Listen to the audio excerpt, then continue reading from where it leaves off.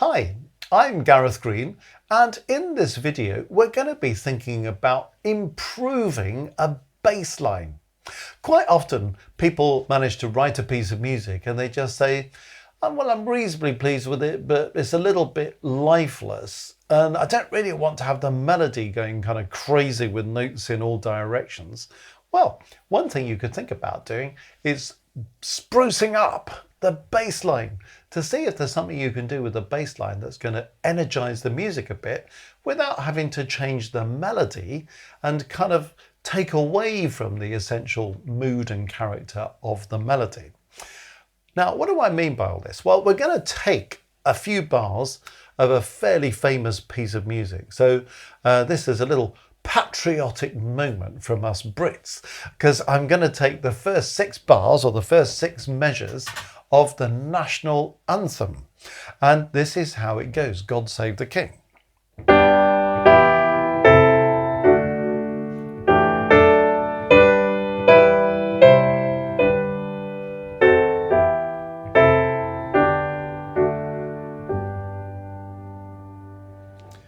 That's something that gets sung in the UK over and over again. When you think about it, I mean, it's all right, isn't it? But you've got this melody that everybody knows in the UK and probably in many other parts of the world as well. But it's very kind of ploddy, isn't it? Kind of chord, chord, chord, chord, chord, chord. So if you wanted to liven this up a bit, well, what could you do to it? Now, my point is, without having to wreck the melody, you could work on the bass line a bit.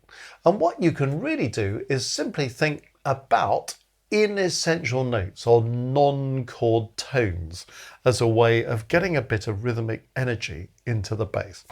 Let's see if we can work through this and examine what I'm thinking about.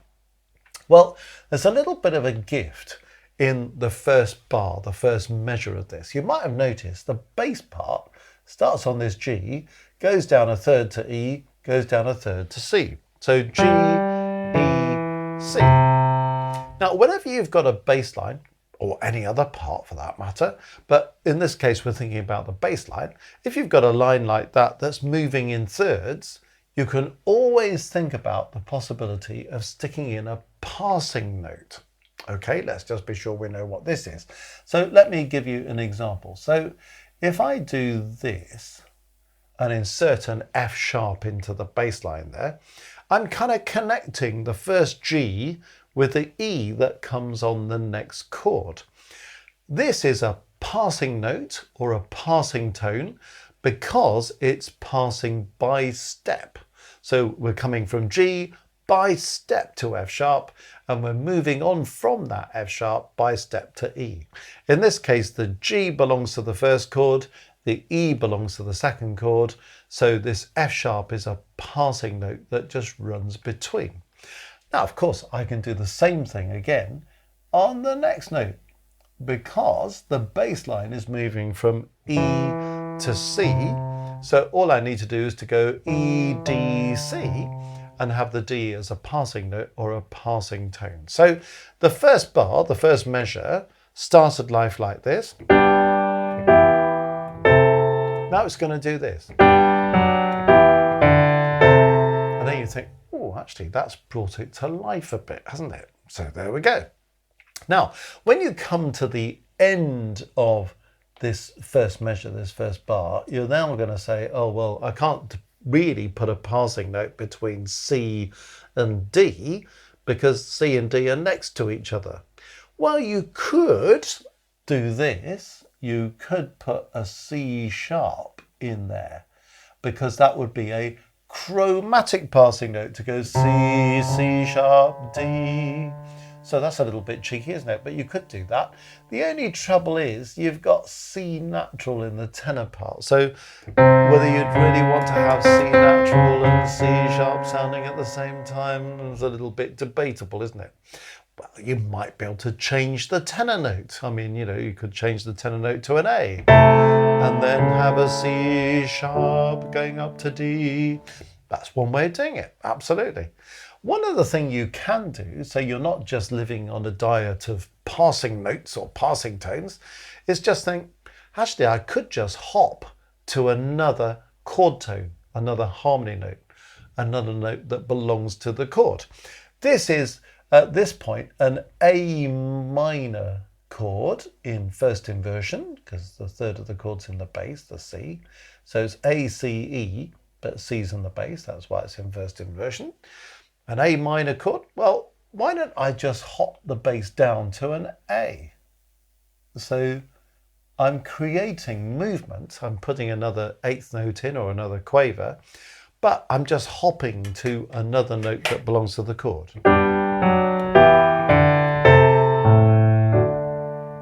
Works all right, doesn't it?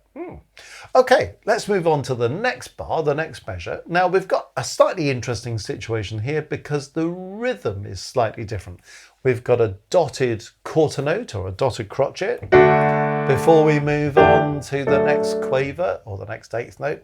So how are we going to kind of, if we're going to get these quavers moving that we've managed in the first bar, the first measure, these eighth notes, how do we keep that going? Well, how about this for an idea? That in fact, what we do is we kind of ignore this dot for a moment and we use a lower auxiliary note and then come back to that D. And then we can kind of join up this as a group of 4 quavers. Okay, well, that kind of works. That C just sounds a little bit strange, so I'm going to suggest we call it C sharp. Does that sound any better? Oh, it does actually, doesn't it? So sometimes you can do something like that just to kind of improve the sound of it. Now, what have I done with this by using this C sharp here? Because that's not a passing note, is it? It's what we call a lower auxiliary note or a lower neighbour tone. And because well, let's just be sure about that. Because I've gone D, I've gone down a note and I've come back to D. That's a lower auxiliary note or a lower neighbour tone. If I'd gone D, E, D, the E would have been an upper auxiliary note or an upper neighbour tone.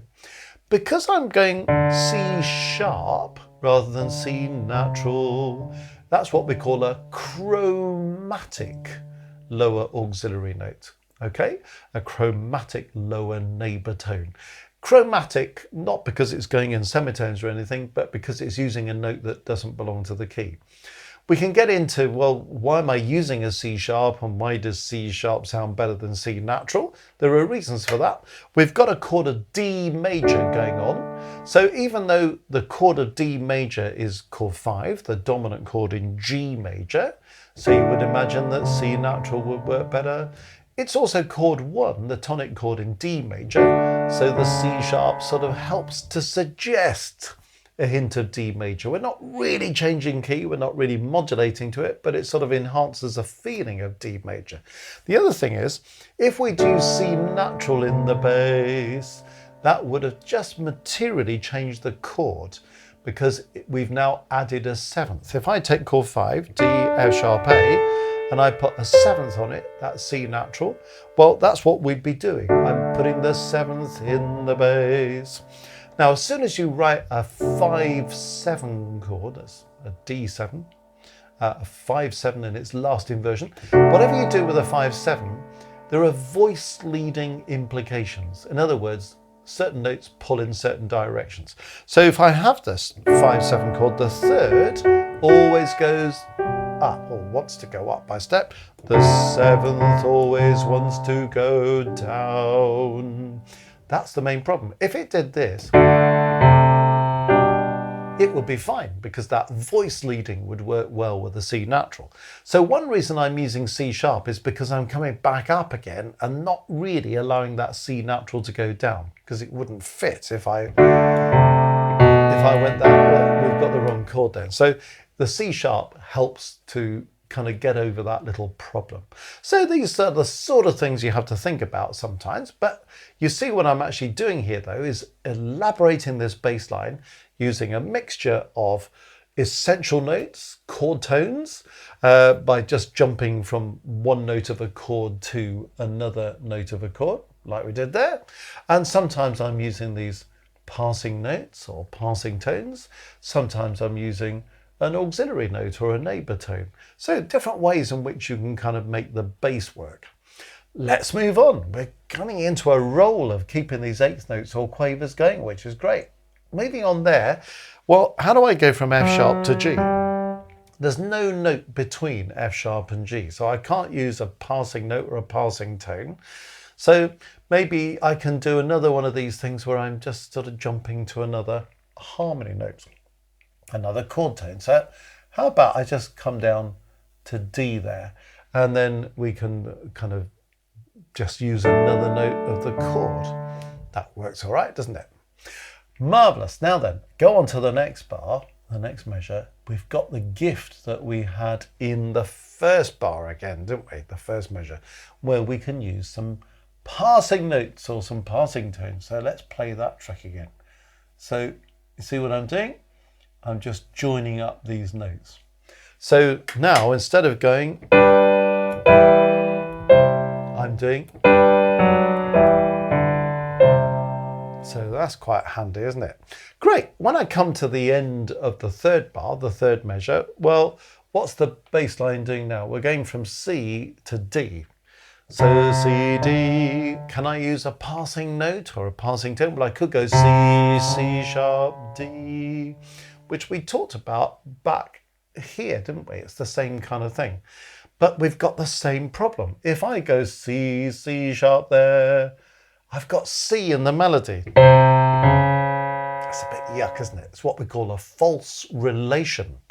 Nothing to do with relatives that you don't get on with. But a false relation is when I've got one note in one part and the same note in another part, but we've changed the accidental, so we kind of get that kind of nasty little clash. So that's not going to work too well, is it? So we can't really do that. Can we jump to another chord tone, another harmony note? We could do, but here's another little trick. How about doing this? If we jump down to an A, before we move on, what have I done to that? Well, the thing is, this chord here is a C major chord, or a chord 4 in the key of G, but by jumping down to A, I've actually turned the chord into a 2-7 chord, an A minor 7 chord. Right, what's going on here? Well, here's chord 4, the C major chord, C, E, G. If I put A on the bottom of it, you can see I've still got these 3 notes of chord 4, but by putting an extra third on the bottom of it, I've now got an A minor chord with a 7th on the top of it. So what was chord 4 now becomes chord 2-7. Quite a useful little harmonic trick actually, to say here's a basic chord.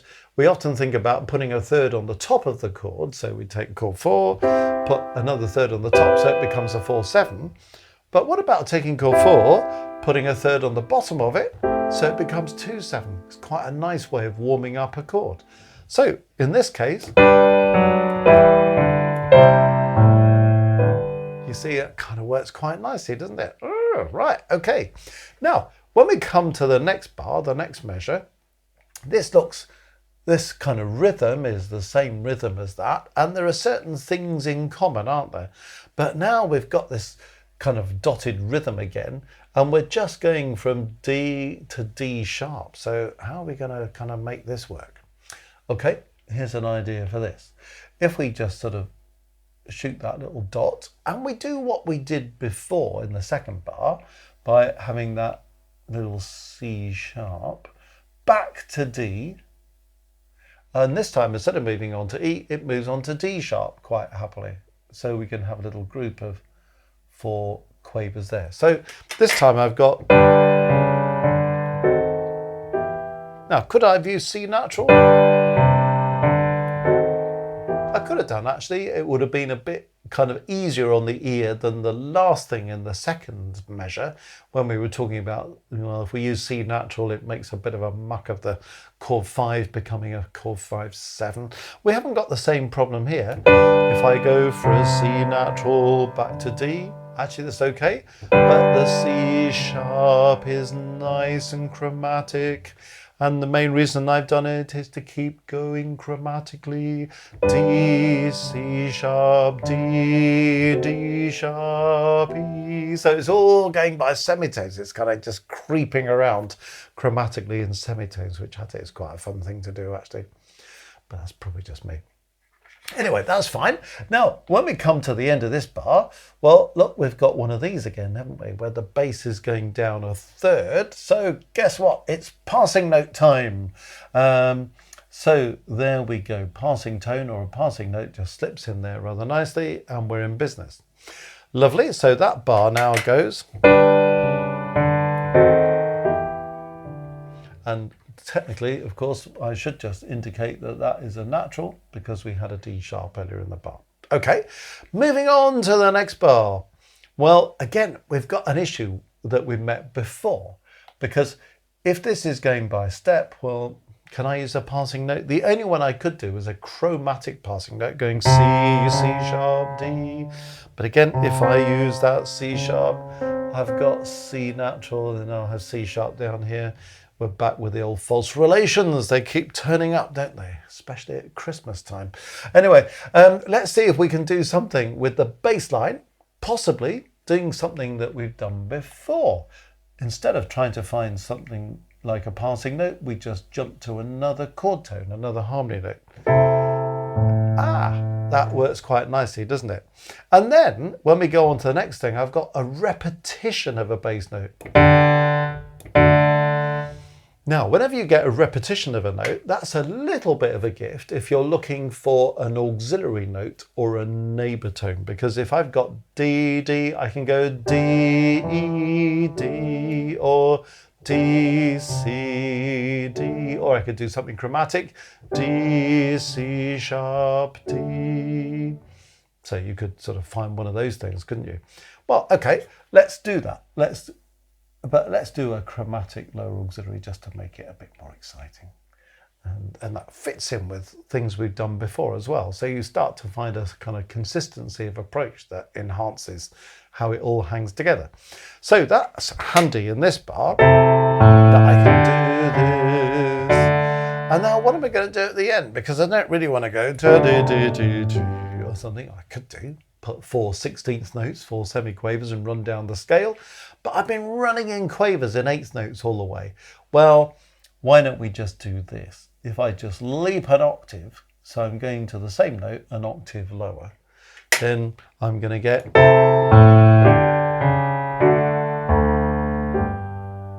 Okay, now let's do the before and after. So this is what we started with. This is without all these extra red notes in the bass, all these inessential notes, and sometimes harmony notes, chord tones that we've put in.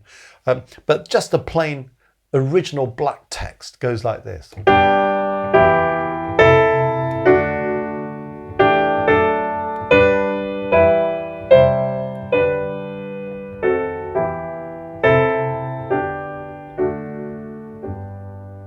Now let's put in the red notes as well, and we can see how this just brings the bass line to life.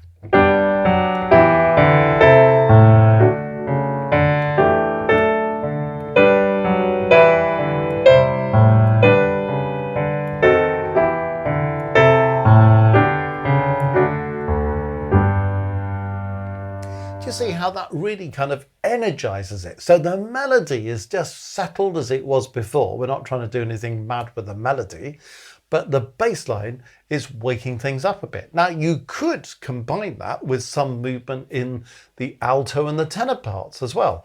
But even just doing the bass kind of does the job for you very nicely, doesn't it? And if you're in a position such as I'm often in, where you have to play the national anthem, for example, or any other song, and you're kind of trying to accompany it and inspire the singers to give it a little bit of oomph, well, that kind of movement in the bass can really add to it. And here's another very practical thought if you're playing it. If you can play the bass in octaves, it kind of really makes it feel much more solid. It's a bit like having it played by the orchestra and putting the double bass on the bottom of it to add extra weight to the bottom, or having the tuba in a brass band or something. So playing the left hand in octaves.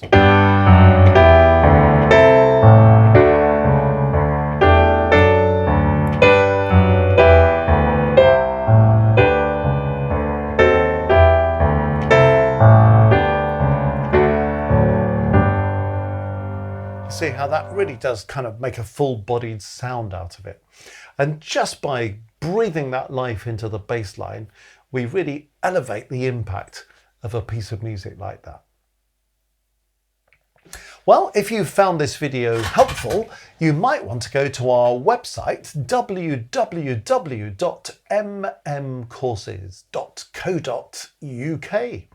When you get there, click on Courses on the home page, and you'll see a vast array of courses that we've put together just to help people develop their musicianship in all sorts of ways. So whether it's getting your theory knowledge sorted out, your oral development really going, doing some analysis, doing some harmony, there are whole loads of things on there. And if you click on there, you'll suddenly discover there are all sorts of things you've possibly been looking for years. This is what people keep telling us. And we've done some A to Z courses that will really empower you as a musician, whether you're a performer or a composer or wherever you're coming from. When you're back on the homepage, you'll also see another little link to Maestros, and that's our international musical community. And if you go on there, you'll discover there are all sorts of perks involved in being a member of Music Matters Maestros. There are 3 levels, nothing to do with ability. It's all about level of engagement. So level 1 comes with some perks. It's a very kind of cheap membership cost, but you just kind of engage with us a bit more and enjoy those perks. If you want to go a step further, you can join level 2. You get all the level 1 perks, plus a load of new ones, including access to a monthly live stream. This is where I teach for an hour, and we do all sorts of topics like the one in this video, but lots of other things as well. And there's a live chat running so people can ask their questions, make comments, just really engage with the whole thing and feel that they're kind of connected with other people from different parts of the world engaged in a very similar musical journey, and lots of people find that amazingly supportive. If you want to take the ultimate plunge, you can join up as a level 3 member. If you do that, you have all the level 2 and level 1 benefits as well. But in level 3, you have access to an additional live stream every month. And in that, you can submit your own compositions, your own recorded performances, any of your own work. And I'll give you personal feedback on that work. We share it with the group so everybody gets to hear what you're doing, see the scores and so on. As I say, I give you feedback. Other people will make supportive comments. It's very, very positive, supportive stuff. And we all learn from each other, which is an amazingly useful way to go about kind of developing musically. Well, it's all there on the website. So do have a look when you get a moment and see what you can find that's going to be useful to empower you on the next step of your exciting musical journey. www.mmcourses.co.uk